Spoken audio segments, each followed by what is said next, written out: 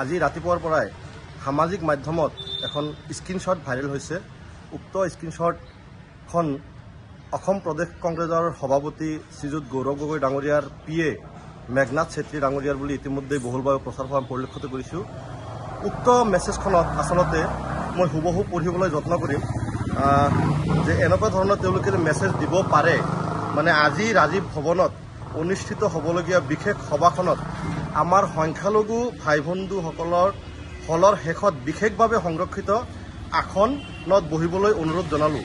তদুপৰি আপোনালোকে অনুগ্ৰহ কৰি আজিৰ দিনটো টুপি পৰিধান নকৰিব আৰু পাৰ্যমানে কেমেৰাৰ সন্মুখলৈ নাহিব, কাৰণ বিজেপি দলে আমাৰ দল তথা গৌৰৱ গগৈ ডাঙৰীয়াক এই বিষয়টো লৈ যথেষ্ট সমালোচনা কৰিছে। দলৰ সকলো সদস্যই দলৰ স্বাৰ্থত এই নিৰ্দেশনা মানি চলিব বুলি আশাবাদী মেঘনাথ ছেত্ৰী APCC। এতিয়া ঘটনাটো হৈছে তেওঁলোকে যে বিশেষকৈ কংগ্ৰেছ দলৰ যিটো মানসিকতা, তেওঁলোকৰ দুটা ফেচ, ডাবল ষ্টেণ্ডাৰ্ড পাৰ্টি হয়। গৌৰৱ গগৈৰ যিজন আপোনাৰ পিএ, তেওঁৰ যি মানসিকতা বা কংগ্ৰেছ দলৰ যিটো আইডিঅলজি যে সংখ্যালঘু মানুহখিনিক আজি যে গৌৰৱ গগৈ আহিছে সভাপতিৰ আসন তেওঁ অধিষ্ঠিত হ'ব, তাত আমি দেখিবলৈ পাইছোঁ প্ৰায় 70 to 80% সংখ্যালঘু মানুহে আহিছে। তাত খিলঞ্জীয়া মানুহ খুব কম পৰিলক্ষিত কৰিলোঁ আমি। সেই মানুহবোৰক আচলতে তেওঁলোকে ব্যৱহাৰ কৰিছে আৰু ৰাজীৱ ভৱনত পিছফালে বহিবলৈ দিছে, টুপি পৰিবলৈ নিদিব, টুপি পিন্ধি আহিলে তেওঁলোকক কেমেৰাৰ সন্মুখত আহিবলৈ নোৱাৰিব। মই কংগ্ৰেছ দল তথা সেই দলৰ নেতৃত্বক আহ্বান জনাইছোঁ, সংখ্যালঘু মানুহখিনিক লৈ আপোনালোকে কিমান খেল খেলিব? বহুত খেল খেলিছে আপোনালোকে।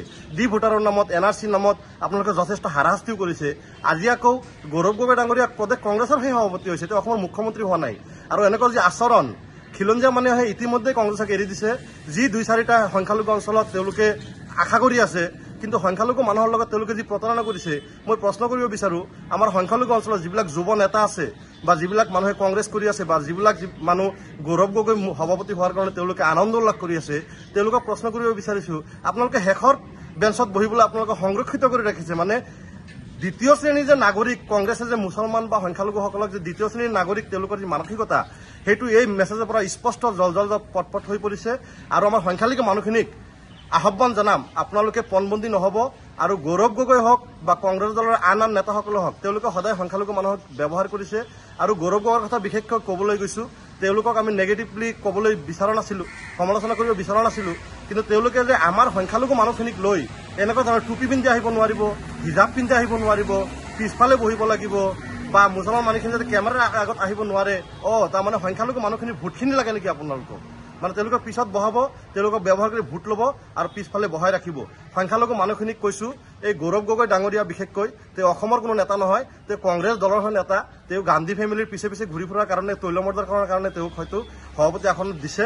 আৰু আমাৰ সংখ্যালঘু মানুহখিনি অতি সোনকালে এনেকুৱা ধৰণৰ দুমুখীয়া সাপসকলৰ পৰা অতি সোনকালে আপোনালোকে আঁতৰি যাওক, নহ'লে বিগত সময়ত আমি আমাৰ পূৰ্বপুৰুষসকলক কংগ্ৰেছ দলে যেনেকৈ ব্যৱহাৰ কৰিছে, আগন্তুক সময়তো তেওঁলোকে ব্যৱহাৰ কৰিব। তেওঁলোকৰ নিকৃষ্ট চৰিত্ৰ আজি এইখন মেছেজত ইতিমধ্যে ওলাই পৰিছে। গতিকে আমাৰ সংখ্যালঘু মানুহখিনিক কৈছোঁ, এনেকুৱা ধৰণৰ 2 নম্বৰী নেতাবিলাকৰ পৰা আঁতৰি আহি নিজৰ কাম বন কৰক। আৰু যুৱক যিচামে কংগ্ৰেছ কৈ আছে, তেওঁলোকে লিখা পঢ়া কৰি নিজৰ কাম বন কৰক। এই ধৰণৰ গৌৰৱ গগৈ হওক বা মেঘনাথ ছেত্ৰী হওক, এওঁলোকে আচলতে আমাৰ সংখ্যালঘু মানুহক কেতিয়াও দৰিদ্ৰতাৰ পৰা বা শিক্ষা দীক্ষাৰ ক্ষেত্ৰত বা ৰাজনৈতিকভাৱে তেওঁলোকে সদায় আমাক দ্বিতীয় শ্ৰেণীৰ নাগৰিক বুলি তেওঁলোকে আমাক প্ৰতিপন্ন কৰিছে। মই লাষ্ট এটা উদাহৰণ দিব খুজিম যে আমাৰ যিসকল মানুহে এতিয়া কংগ্ৰেছ আৰু গৌৰৱ গগৈ কৰি আছে, তেওঁলোকলৈ মই এটা বিশেষ প্ৰশ্ন আশা কৰিছোঁ আপোনালোকে কমেণ্টত যুক্তিসংগতভাৱে ৰিপ্লাই দিব। নাগৰিকত্ব ইছ্যুটো হৈছে এটা কেন্দ্ৰীয় চৰকাৰৰ ইছ্যু, মানে কেন্দ্ৰৰ চৰকাৰেহে ডিচিশ্যন লয় যে কোন নাগৰিক বৈধ অবৈধ সেইবোৰ বস্তু। এতিয়া কথাটো হৈছে, অসমত 15 বছৰ প্ৰায় 2001 চনৰ পৰা 2016 চনলৈকে তদন্তৰ মুখ্যমন্ত্ৰী তৰুণ গগৈ ডাঙৰীয়াৰ নেতৃত্বত কংগ্ৰেছৰ চৰকাৰ আছিল। সেই সময়ত কেন্দ্ৰতো আপোনাৰ কংগ্ৰেছৰ চৰকাৰ আছিল, তথাপিও ডি ভোটাৰ বা NRCৰ সমস্যা কিয় সমাধান নহ'ল? আজি দেখিছোঁ কেইজনমান বিধায়ক, মুছলিম বিধায়ক বা সংখ্যালঘু বিধায়কে গৈ মেমৰেণ্ডাম দিয়ে ডি ভোটাৰৰ নামত হাৰাশাস্তি কৰিব নালাগে। এওঁলোকে আচলতে হাঁহিৰ খোৰাক একোটা বদমাছ 2 নম্বৰী। আপোনালোকক টুপি পিন্ধাইছে আৰু যিসকলে এতিয়াও টুপি পিন্ধি আছে, মই এজন সংখ্যালঘু সম্প্ৰদায়ৰ যুৱক, মই আপোনালোকক আহ্বান জনাইছোঁ, এই ৰাজীৱ ভৱনৰ পিছফালে যাবলৈ আপোনালোকে কাইণ্ডলি নাযাব, নিজৰ ঘৰত বহি থাকক। গৌৰৱ গগৈক মুখ্যমন্ত্ৰী বনাওক বা অমুকক মুখ্যমন্ত্ৰী বনাওক, এইবোৰ কৰি আমাৰ মানুহে কেতিয়াও পৰিত্ৰাণ নাপায়। নিজৰ কাম বন কৰক। আৰু দ্বিতীয়তে, শেষলৈকে মেছেজটো সকলোকে পঢ়িব আৰু তাত কি লিখা আছে আপোনালোকে স্পষ্ট দেখিবলৈ পাব যে আমাৰ মানুহখিনিৰ প্ৰতি, মানে সংখ্যালঘু মুছলমানৰ প্ৰতি তেওঁলোকৰ যি ঘৃণা ভাৱ, এই মেছেজটো আজি জল পটপটকৈ ওলাই পৰিছে। মই ভিডিঅ'টোত শেষলৈকে এই স্ক্ৰীনশ্বটটো মই শ্বেয়াৰ কৰিছোঁ, মই সামাজিক মাধ্যমতহে পাইছোঁ। গতিকে আমাৰ মানুহখিনি অনতিপলমে ৰাজীৱ ভৱন ত্যাগ কৰি নিজৰ কাম কাজত যাওক আৰু গৌৰৱ গগৈ অহাৰ কাৰণে ইমান উৎফুল্লিত হোৱাৰ দৰকাৰ নাই। এই অসমৰ নেতা নহয়, কংগ্ৰেছৰহে সভাপতি আৰু ভৱিষ্যতে তাৰ যি এটিটিউড, যি এলিট ক্লাছ মানে যি কালচাৰ দেখুৱাই আছে, ৰজা ভাৱ মুখ্যমন্ত্ৰী হোৱাৰ আগতে মুখ্যমন্ত্ৰী যিটো লেভেল, এই অসমত কেতিয়াও মুখ্যমন্ত্ৰী হ'ব নোৱাৰে।